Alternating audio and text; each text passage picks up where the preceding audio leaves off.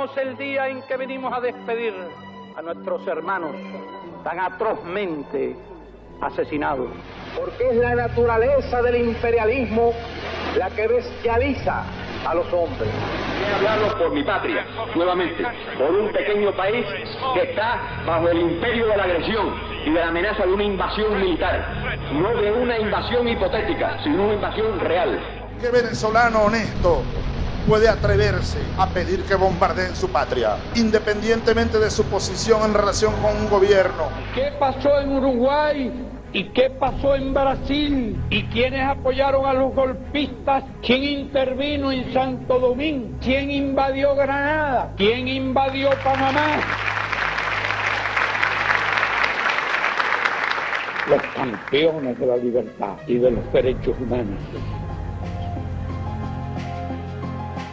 Bueno, vamos a analizar el tema de Irán tras esta nueva escalada que ha venido impactando no solo a Irán y a Medio Oriente, sino al mundo entero. La intensificación de lo que se viene cocinando en Occidente desde hace tiempo, que es el intento de derrocar a la República Islámica. Ahora bien, cuando observamos la afección más clara que está sufriendo la coalición liderada por Estados Unidos e Israel, es el gran costo que le está dando la presencia en Irán, ¿no? Hasta el punto que Washington ha tenido que retirar armamento y sistemas de protección de sus satélites petroleros en la región para reubicarlos en Israel. Esto ha generado descontento no solo entre las monarquías de la zona, que los han dejado sin defensa prácticamente, sino también dentro de las propias poblaciones. En varios países la gente ha salido a las calles a manifestar su desacuerdo. Incluso se han detectado enfrentamientos con embajadas norteamericanas, las cuales han dejado decenas de muertos. Mientras tanto, mirando a Israel, también existe una situación interna compleja que ha hecho dudar a muchos analistas. Uno de los puntos más delicados viene siendo el tema alimenticio, ya que Israel aproximadamente el 80% de los alimentos que consume son importados. Y con respecto al tema del agua, tenemos las grandes empresas que desalinizan agua del mar para sostener lo que es el sistema hídrico israelí. De hecho, algunos analistas piensan que la ocupación de los altos del Golán viene siendo una forma de resolver y paliar los problemas de abastecimiento de agua que tendría Israel. Esta toma de los altos del Golán, que se ha intensificado en los últimos años con la presencia de Bashar al-Assad, y ahora que alcanza un punto crítico con la toma de poder de HTS, la célula desprendida del ISIS en Siria, liderada por al-Jolani, que ha hecho totalmente caso omiso a este problema. Por otro lado, las monarquías petroleras de la región sostienen sus economías a través de la venta dolarizada de combustibles fósiles, que a cambio reciben protección política y militar de Estados Unidos, lo que les ha permitido construir ejércitos enteros con la tecnología occidental.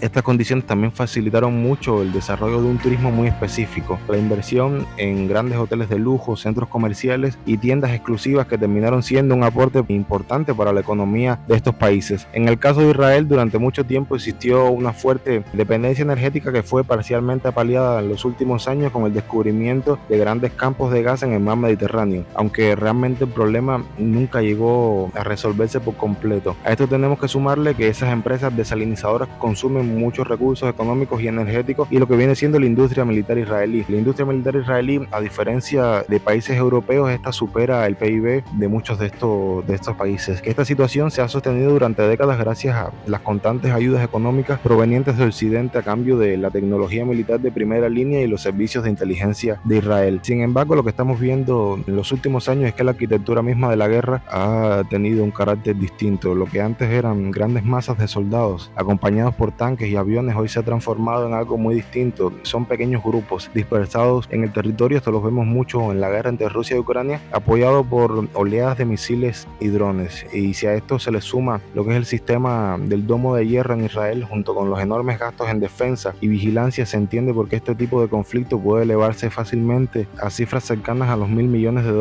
cada día de conflicto. Entonces, hace décadas que Occidente comprendió algo con bastante claridad, o sea, para ganar ciertos combates, la vía militar, además de ser extremadamente costosa, no siempre es la forma más eficiente de obtener resultados. Si nos remontamos a la Guerra Fría, donde comenzaron a emerger grupos opositores dentro de la Unión Soviética del campo socialista, muchos de ellos fueron financiados por la CIA y amplificados por el aparato aparato mediático occidental. Este método tenía varias ventajas, era un modelo relativamente barato, generaba algo fácil de replicar y además producía un tipo de control mucho más difícil de detectar. Este patrón que se ha repetido durante décadas y sigue aplicándose hasta el día de hoy, pero lo interesante es que cuando comparamos ese modelo con procesos más recientes, el Euromaidán en Ucrania y la primavera árabe, entre otros, al observarlos en conjunto, muchos analistas empiezan a notar algo, una fórmula que cada vez empieza a convencer menos, en gran parte porque las consecuencias posteriores en muchos países donde hubo revoluciones de color fueron devastadoras, ¿no? Sin embargo, tenemos el caso de Latinoamérica. La región aparece como el espacio más vulnerable y no es una cosa casual, precisamente por la intervención histórica que ha tenido Estados Unidos. Aún así, tenemos los ejemplos de los países como Cuba y Venezuela que han resistido estos golpes blandos organizados desde el norte, pero en el caso venezolano recientemente la única opción que parecía quedar sobre la mesa era la intervención militar para imponer una solución geopolítica. Irán, por su parte, venía atravesando una ola creciente de protestas con un fuerte discurso humanista, entre comillas, por decirlo de cierta manera. Entre los temas más polémicos de las movilizaciones encontramos la cuestión feminista. Lo que ocurrió, algo interesante, con la intervención rusa, Irán logró desestabilizar las conexiones a través de Starlink y otras fuentes de acceso a internet que permitían comunicaciones con el Mossad y la CIA, y de manera bastante llamativa las protestas comenzaron a disminuir de forma concreta. A partir de este momento, para Estados Unidos e Israel solo le quedó una opción, que fue el bombardeo directo sobre el territorio iraní. Entonces lo que inicialmente parecía una sublevación popular contra el gobierno iraní terminó transformándose en algo muy distinto, ¿no? Que fueron lo que vemos hoy en día, movilizaciones masivas en apoyo a la República Islámica. Y todo esto vuelve a demostrar una vez más que la historia nos dice constantemente: la guerra no se juega únicamente en el plano militar, sino que también se libra en el terreno político, en el terreno mediático, económico y en la percepción de las sociedades.